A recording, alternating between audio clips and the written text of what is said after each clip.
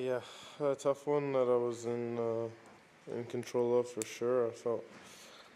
Um, I didn't feel like I was doing everything great, but I thought I was competing well.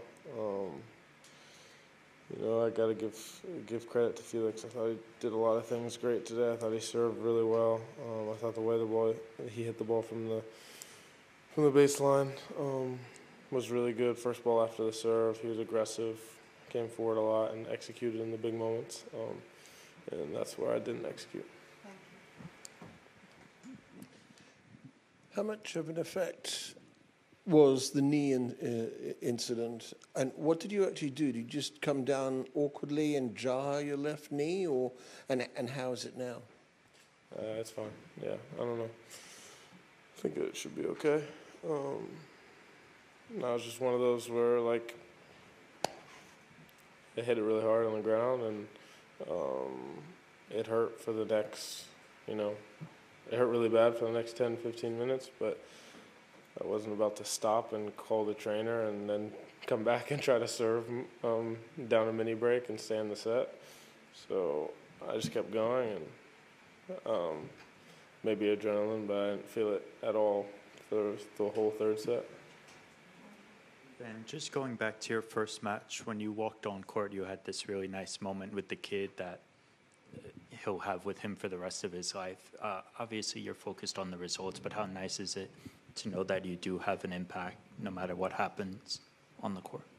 Yeah, I think regardless of who he walked out with, he was going to hit those dance moves. But no, it's cool. I love being able to inspire the next generation, the young kids that you can have an influence on. Those, are the fans that I really love to see excited about the tennis. And it's cool to see the fan base that we have in our sport get younger and younger, and that was a really special moment for sure. And but yeah, anytime I have interaction with kids at tournaments or practices, wherever it is that are excited, it makes me happy. Hi Ben, Simone Terno, Eurosport Italy. Season's not over yet. Still one match. You have few chances to get through. But I want to ask you, how would you rate this 2025, your season, from 1 to 10? And I would like to ask you also if there is one thing for the next season you want to improve, something that you will work on that you're thinking, I really want to improve here. What would you pick? Yeah, I guess if I rated it 1 to 10, maybe an 8 out of 10, 7 or 8. I made huge improvements and strides from the year before. What I've done kind of post-US Open, I haven't been happy with.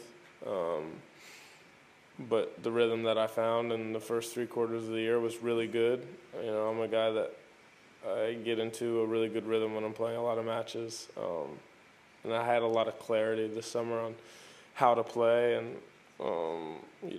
shot tolerance, what shots to play at certain times. I had a lot of clarity in what my identity was on the court and how I was going to win, my winning formula.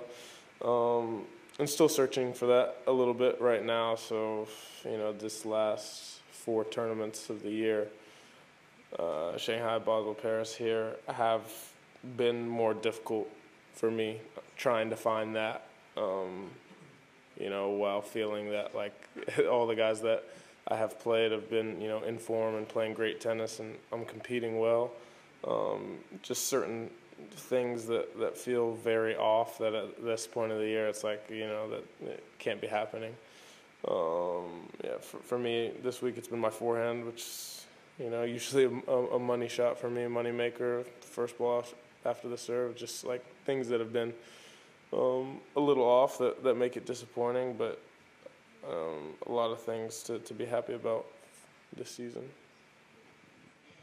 Hey Ben, you saved the first match point on a pretty heavy second ball. It was not 200, but it was a massive serve on the second serve.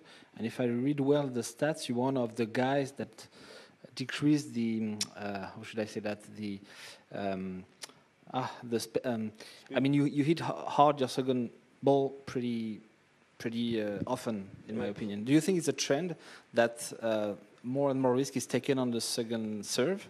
I mean, on the tour, and if yes, do you feel that you are part of it? Is it something you want to reach? The fact to have a second serve, really powerful, maybe like Nick, who was probably the first to do that. Yeah, I mean, I think it's something that I've always done since I was young. You know, I used to hit a lot more double faults and actually be more aggressive on my second serve because I wanted to get a free point on the first serve and the second serve. So that's always kind of been my mentality, a more aggressive mentality whenever I'm serving, whether it is first or second, to have an advantage. And I think that, you know, that's the mindset for some guys, and it isn't for others. But yeah, I think if you look at the guys in the top 10 right now, there's a lot of guys who go after the second serve have, you know, fast second serves that are difficult to deal with. You know, whether it's Félix or Sinner or Zverev, there's definitely a few. Hi Ben, congrats for your season. Of course, here you have like suffered two big losses. You have many chances, but I was wondering, what do you take away from this first experience here for you at the ATP Finals, and how nice finally will it be to come back home? Yeah, you know, I got a kind of a big break after the U.S. Open, so I'm not feeling too homesick. Just, you know, excited to be here and the opportunity, and like you said, not, you know, the best so far week for me, and obviously that is frustrating and disappointing, being as big of a tournament as it is. But historically, I haven't been a person who's come to a new place, a new tournament, and just done outstanding right away. I think there's a bit of a learning curve everywhere you go, different tournament, different atmosphere, different format that I never played in, and obviously playing the best players in the world. So for me, it's just, you know, go back to work, regardless of how things end here. You know, be proud about the season that I had and the things that I accomplished, and let the things sting that I wasn't able to accomplish and that I fell short on, and just be motivation for me for next year.